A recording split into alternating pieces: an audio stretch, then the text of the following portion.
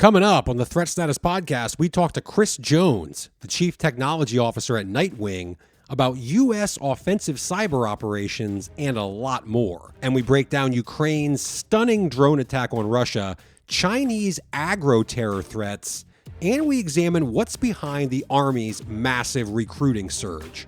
Don't forget to go to WashingtonTimes.com and sign up for the daily Threat Status newsletter.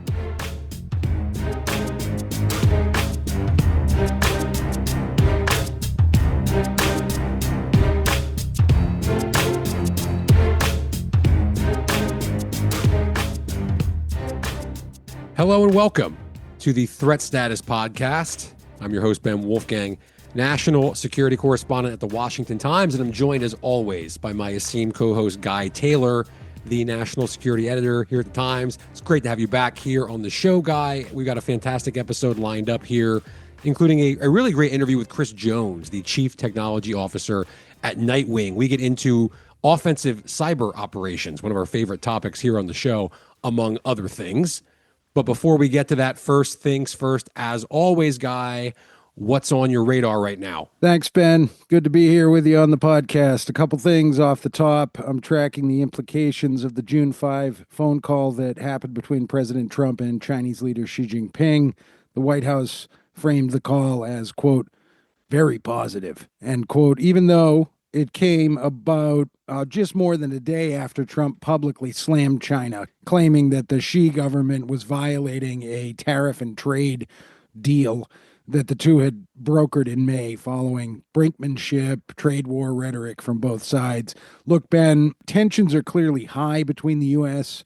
and China over Taiwan, over military muscle flexing by China's Communist Party-run regime, in the South China Sea and elsewhere in the Indo-Pacific, over intellectual property theft, China's diplomatic and economic coercion against smaller nations on the world stage, the space bases that China has built in South America to guide hypersonic missiles. I could go on and on. This phone call, according to U.S. and Chinese readouts, was focused only on trade, and the big takeaway was that Xi Jinping invited Donald Trump and First Lady Melania Trump to visit China, and Mr. Trump reciprocated. So the door of diplomacy at the highest level of summitry remains open. And my own analysis is that this is exactly what Trump wants. This is his approach to managing the current moment of great power competition between the U.S. and China. He wants to do it in the most direct and raw way possible. So now the question is whether he'll go to China or will Xi Jinping come here to the United States, and when will that summit be? We are tracking all that in the Threat Status daily newsletter. Interestingly, Ben, there were certain U.S. news outlets in recent days that pounced on data from an outfit called Morning Consult Pro, which claimed that China's global standing, meaning how China is perceived by smaller nations around the world, has surpassed that of the United States, dealing a blow to U.S. soft power that could outlive this current trade war. I frankly think these types of statements are really subjective, Ben, but I wanted to bring it up because that narrative is getting some traction in some mainstream U.S. media. Of course, the more left-leaning outfits want to run with it to smear the Trump administration. Regardless of how you read it, the point is that Trump and Xi Jinping are the two most powerful world leaders today. Switching gears, Ben, we've been tracking the ongoing back and forth in Trump's push for a new nuclear deal with Iran. Here are the basics. Trump says publicly that he will never accept a deal in which Iran, which, by the way, is formally designated by the U.S. State Department as a state sponsor of terrorism, is allowed to enrich uranium at all going forward. However, there seem to be more and more reports that the actual negotiating proposal that's been put on the table from Trump's team is that perhaps Tehran would be allowed some limited uranium enrichment under a deal. This is classic high-stakes negotiating, Ben. The administration tactic seems to be to say one thing in public and then pursue secret negotiations that maybe contradict those public statements. It's the same thing that the Iranians are doing, Ben. It's hardball, and both sides are now playing it. Finally, I'm following the aftermath of the unprecedented June 1 drone swarm assault by Ukrainian forces on at least four major airfields deep inside Russia. This attack exacted profound damage on Russian military and air capabilities, Ben. It also represented a major logistical and psychological blow to Moscow's war machine and has dramatically, in my assessment, increased pressure on Russian President Vladimir Putin as Russian and Ukrainian officials have been engaging in potential end of war talks in recent weeks. One of the immediate things, Guy, that popped into our heads, or at least mine, I know for sure, after this operation is the degree to which the United States might have been involved. Did our military help plan this in some way? Did we provide imaging or satellite photos of the bases or maps, or help train the drone operators on exactly what to do to carry out such a sophisticated, complex mission? I talked to a number of sources in national security and military circles this week, including some who have worked directly with the Ukrainian military. And I was told pretty much universally, no, they didn't think the U.S. was involved. And the White House reportedly was not given a heads up about the attack, which would seem to back up that idea that we didn't know. And why wouldn't we have helped? Well, one source told me that they don't believe the Ukrainian military at this point trusts the United States, or perhaps specifically the Trump administration, enough to bring us into the loop on this kind of operation in any meaningful way. And I'm inclined to agree for a number of reasons, but perhaps one big one, the 40 Russian bombers reportedly destroyed in the Ukrainian assault, those are nuclear capable. And that means, depending on how you want to frame this could have been seen as a direct Ukrainian attack on Russia's nuclear capabilities. And given how the U.S. under both the Biden and Trump administrations been deeply worried about escalation, particularly nuclear escalation on the part of Russia, it would seem difficult to believe we'd actively assist in an operation that in any way whatsoever brings nuclear capabilities into the equation. So there's that. But does that mean that the U.S. wasn't indirectly involved in other ways? Did some American capabilities pave the way for this assault, or were they used in this operation? U.S. technology may have made this possible. Or, another immediate thought I had is, could U.S. or other Western intelligence assets inside Russia have helped the Ukrainians move these drones in the backs of trucks all the way across Russia, in some cases all the way out to Siberia? That's a major logistical undertaking.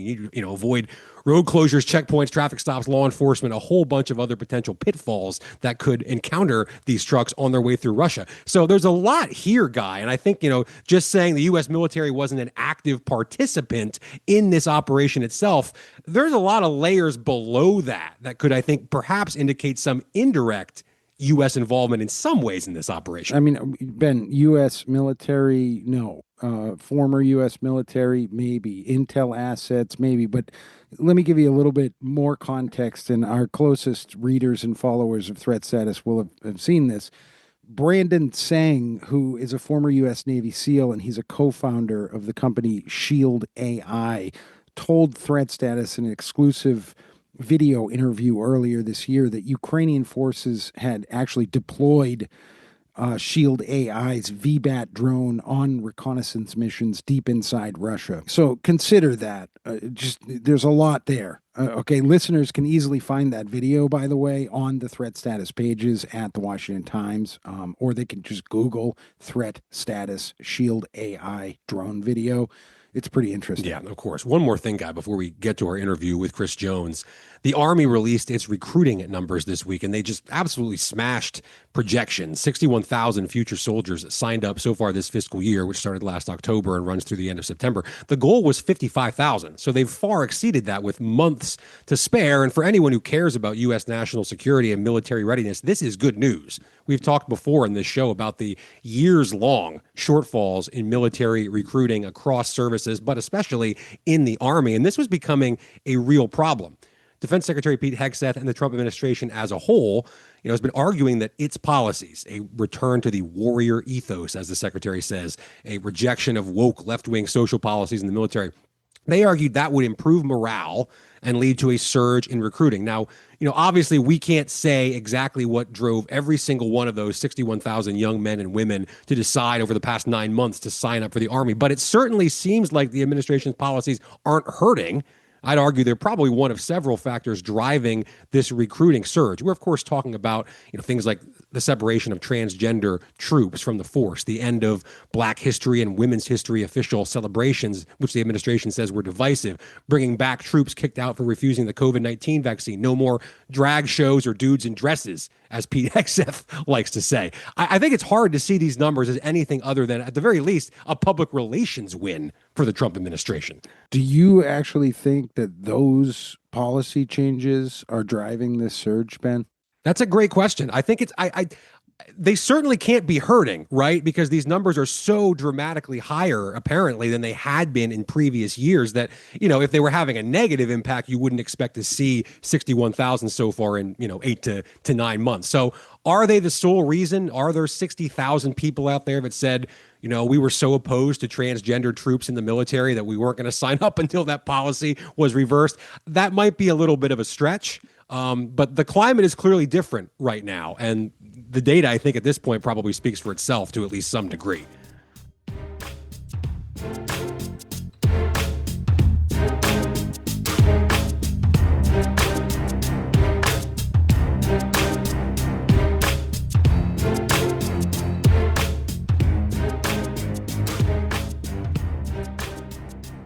And we are joined now by Chris Jones, the Chief Technology Officer and Chief Data Officer at Nightwing.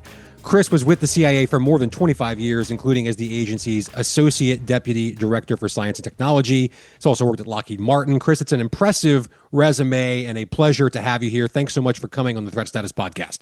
Thanks, Ben. It's exciting for me to be here. And as a guy who is not doing a lot of media engagements in my previous career, it's awesome to be able to get out there and meet people like you. Yeah, we're glad to have you here. That's for sure. If you could, in just a minute or two, for listeners who might not be familiar, tell us a bit about Nightwing and specifically what you do there. Yeah, so Nightwing, it's an interesting company. I always refer to it as a multi-billion-dollar startup. We were part of Raytheon Corporation, RTX, for many, many years, decades, in fact. And we are focused on kind of that national security services business, predominantly working in the intelligence community, but also across the Department of Defense and the Department of Homeland Security.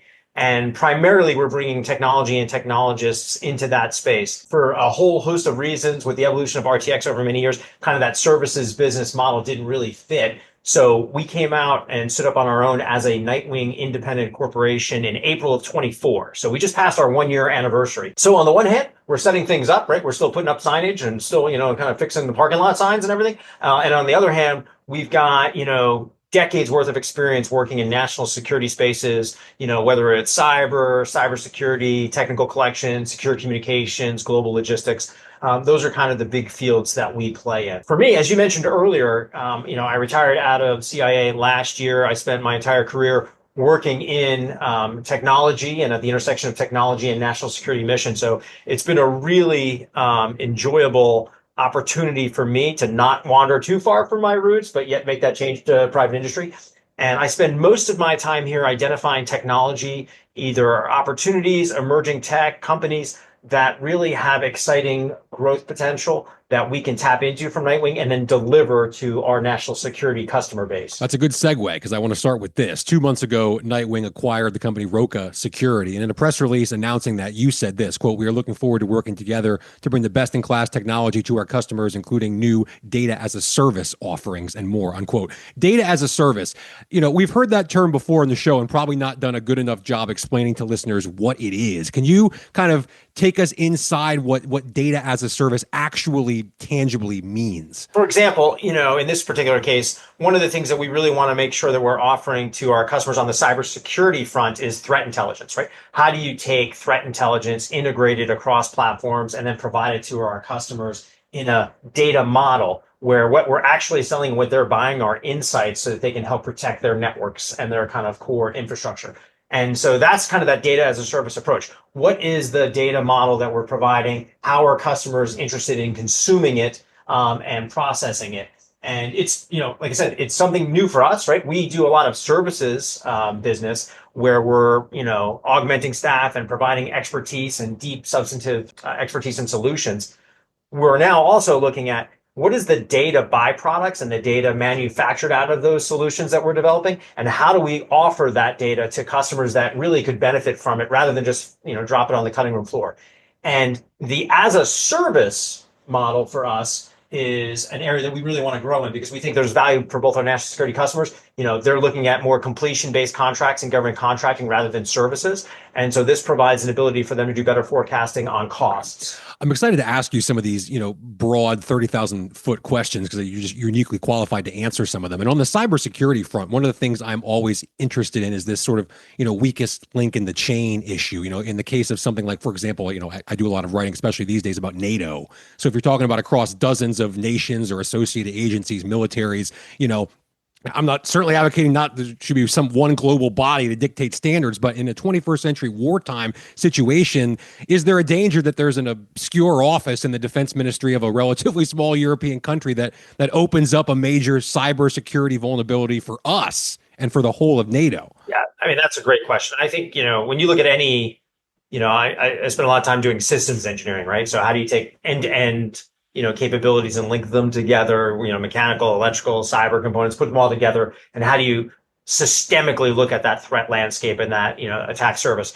And so, the first thing I'll say is the answer at the end of the day is I always think the weakest link in almost any system winds up, unfortunately, being the people, right? I mean, you can harden as much as you can the infrastructure. You can look at the software. You can create, hardware solutions. You can put physical security and perimeter around things. But at the end of the day, you do have to educate and train and rely on humans in that wheel, right? And so to your point, the more you expand and the more you integrate with partners, public and private, which we absolutely need to do if we're going to compete with adversaries like the PRC, the more you leverage your allies, your NATO example, the more you want to share information, inevitably, you're opening the aperture for connections that rely on humans, right, to have a certain degree of sophistication and diligence to protect, secrets, to protect, confidential information, and to protect, IP.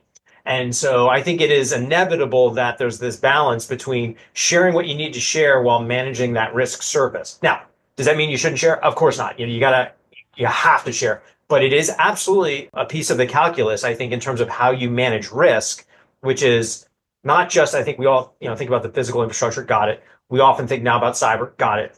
But also, what's the technical acumen and sophistication of the partners that you're sharing with? And do they have the discipline and the diligence to behave in ways that comport with your protocols and your standards so that you're not creating threats? Yeah. I want to ask you about trust. And as I said, you were the Associate Deputy Director for Science and Technology at the CIA. I've asked this question recently to some current and former military officials, and that is, how much do you and the men and women who serve under you actually trust machines and technology? For example, I'm writing about the Army and Special Ops and this, human machine integrated formations. We're going to start using robots, drones, or, computers and whatnot to go out there and do things that some humans used to do. Now, I'm just curious, in the case of intelligence gathering or cybersecurity or data analysis, an issue like that, did you trust the technology as much as you would have trusted a human being sort of getting the same information and funneling it back to you? I think that's a great question. And I would love to provide a different answer. I would love to provide the answer, that, I, as a technologist, that I love the technology and I just trust, the technology, it's going to take us where we go to. I think the reality is, at the end of the day, humans are human. And, when it's coming from another person who's a substantive expert in a certain field or a certain area, I think there's an amount of association and trust between that human connection that's hard to get to with machines. Now, well, sometimes not to interrupt, Chris, but your life can literally be on the line if you're talking about intelligence collection or military operations. 100%. Now, what I will also say is, and I'm not a psychologist, but I'm sure if you pull psychologists in, I also believe that there's generational, issues at play here, right? I'm of the generation where, technology was helping to maybe collect information, helping to analyze that information, helping to enable protection of, friendly forces and that kind of stuff. But I didn't grow up in a world, right, where I ceded my intelligence gathering, to the machines. Now I look at my kids, I look at my kids' friends, and they're very, very comfortable taking the technology and applying, apps on mobile devices to do all kinds of things. that, when I was that age, I probably was not going to be willing to do that because that technology certainly didn't exist, but I just wouldn't have been comfortable with it. So I think there's a generational aspect to this. I think if you ask that question 10 years from now, you're going to get a very different answer than if you're asking today. You're probably going to get a different answer to that question if you're asking seniors in military service or the intelligence community versus if you're asking relatively new entrants and officers in those kinds of organizations. But my gut reaction was, no, people still that I was close with, we're still relying a lot on kind of gut feel, intuition, understanding, and context that they felt that, machines weren't fully capable of grasping. But I will say this, people overestimate their intuition, people overestimate their understanding of context. And anytime I saw, like, I'll say blind races between the two, like here's the automated machine solution versus here's the human developed solution, it was impressive how accurate the machine solutions were, how incredibly adaptive AI has become, right? I mean, it doesn't take a lot of training for those things to start to exceed. So I see this as a tipping point in time. And I think the answer to your question, I said 10 years, that's probably way too long, right? I think the answer to your question 5 years from now is completely different than the answer was 5 years ago. So longtime listeners of this show won't be surprised to know that one of the first things that jumps out to me when I look at, Nightwing's portfolio is that you're fairly open about your work in offensive cyber operations, which is something that I'm fascinated by. And we talk a lot here in the show. Just as kind of the big picture question to get us started here.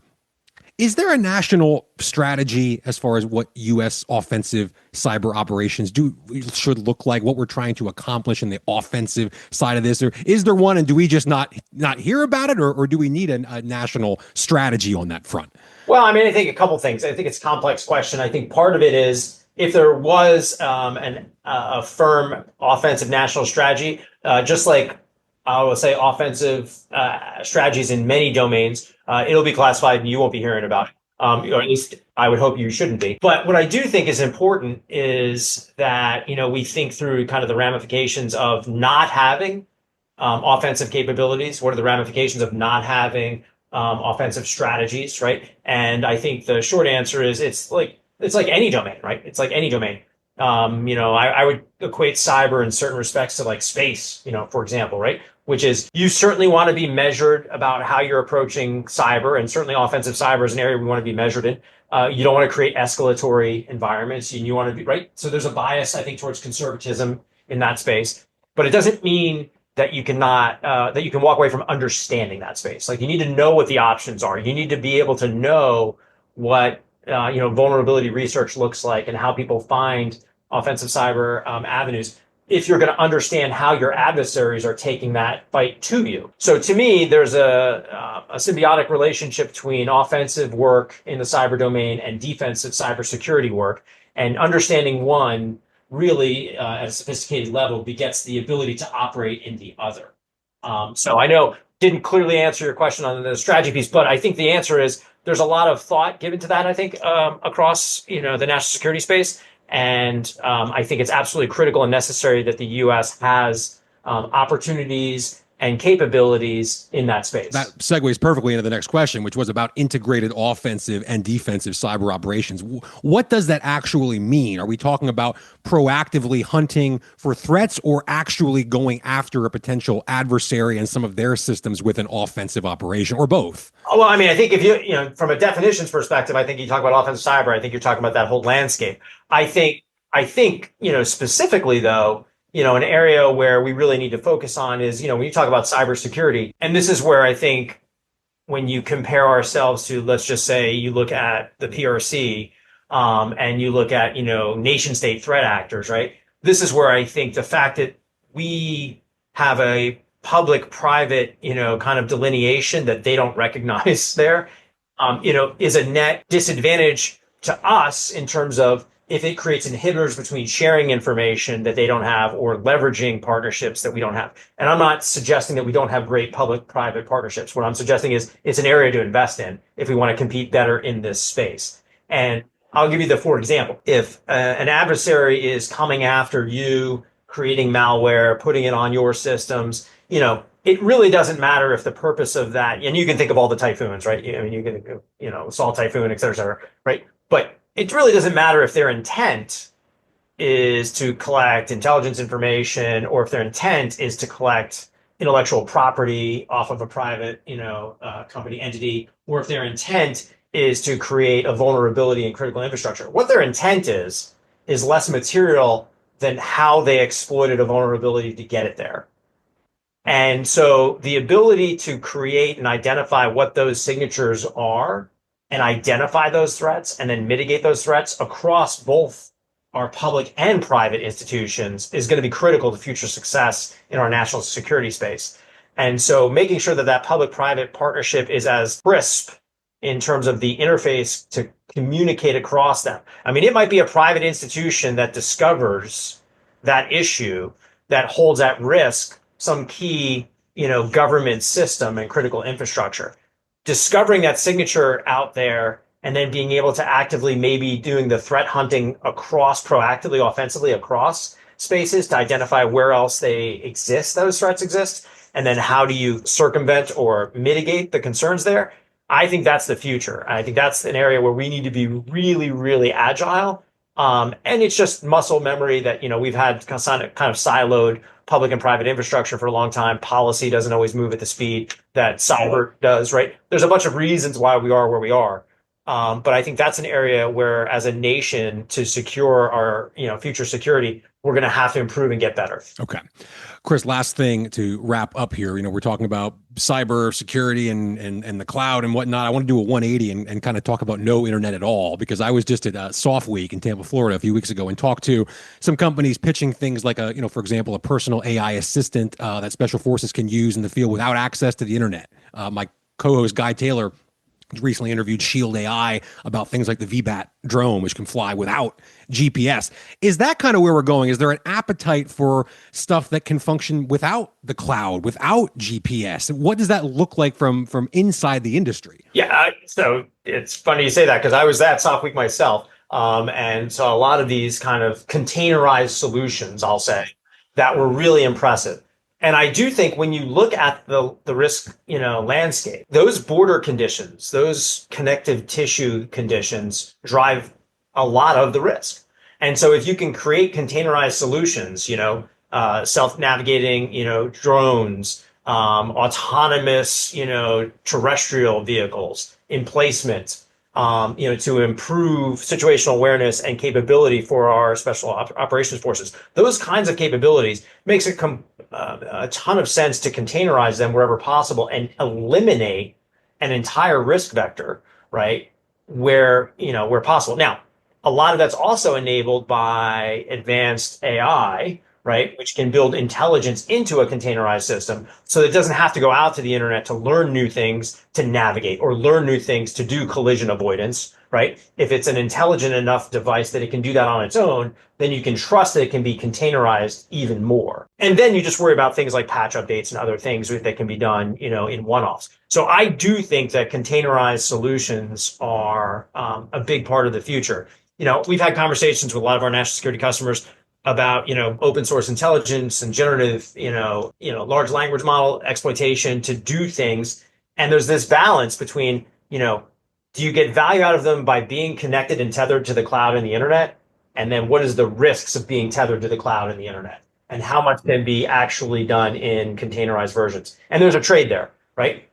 Leading edge information probably needs to be fully connected to have all of the input, available in the digital ecosystem.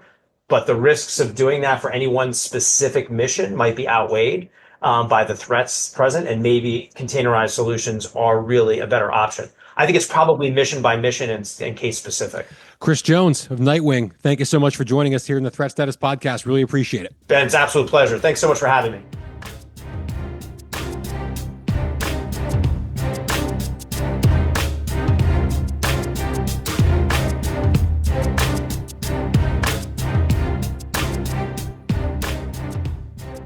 And it's time now for Threat of the Week, our weekly segment on the show where Guy and I each identify a threat, whether it's here at home, domestically, or in some corner of the world that we think is impacting U.S. national security right now this week as you listen to the show. And Guy, my threat of the week is agro-terror. Now, we've talked a lot on this show, and you just mentioned a couple of these threats out of China, from hypersonic missiles to cyber attacks, its actions in the South China Sea, but we haven't talked as much about bioweapons, or in this case, apparent agro-terror. Friend of the show, Bill Gertz, Washington Times senior national security correspondent, had a frightening story this week about 2 Chinese nationals charged with conspiracy to smuggle a fungus into the U.S. with the potential to be used as a terror weapon against U.S. agricultural crops. The U.S. attorney in Detroit announced these charges against the 2 individuals, Jin Yun King and Lu Zunyong, who were also charged with making false statements and with visa fraud. Now, Miss Jin was arrested by the FBI for her role in attempting to smuggle the fungus called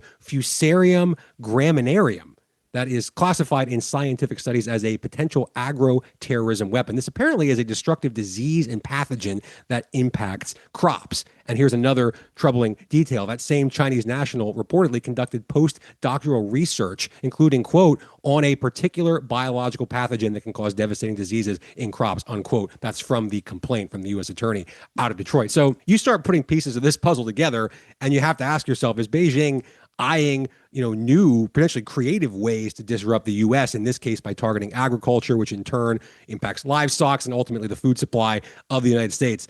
It's good news, Guy, that they were apprehended before this could be put into action, but that's a pretty scary development, and that's why it's my threat of the week. It's really interesting, Ben. I do want to say, as an editor, we have to remember that this is U.S. federal law enforcement complaint and charges. It's not convictions.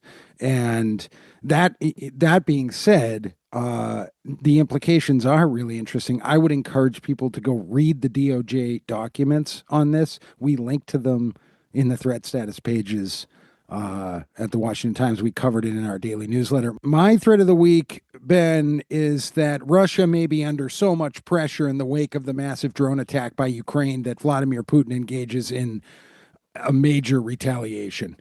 I don't think that would involve a tactical nuclear weapon, but I have heard those 3 words uttered more frequently in recent days in conversation with sources than I have in months. So there's real concern that Russia will do something spectacular or drastic here, Ben. And the threat then is, how will the U.S. and the Trump administration respond? My threat of the week is the danger that Ukraine's 3-year-old war, more than 3-year-old war, could still suddenly spiral at any time into a global war. Yeah, it's certainly a pivotal moment. How does Russia respond? Does this push them to the negotiating table for a potential ceasefire, or does it go the other way and things actually escalate further? So we'll watch and see on that front. Thanks, Guy. Great to have you back as always. A huge thanks to Chris Jones from Nightwing for that fantastic interview. And a big thanks to all of you, our listeners. Please go ahead, hit that subscribe button, share the podcast with all of your friends. And Guy and I will be back next week on the Threat Status Podcast.